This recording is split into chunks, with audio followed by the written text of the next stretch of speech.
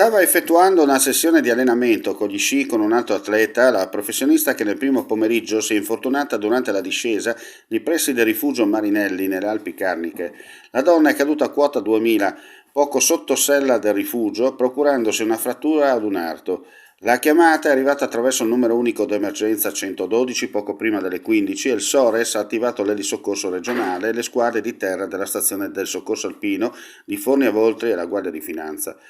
Il forte vento presente in quota avrebbe potuto rendere infatti necessario anche il loro aiuto e per questo i soccorritori si sono portati immediatamente al campo base stabilito nei pressi di Staipo da Canobio, sopra collina di Forni a Voltri, in attesa di eventuali richieste di supporto che non si sono poi rilevate necessarie.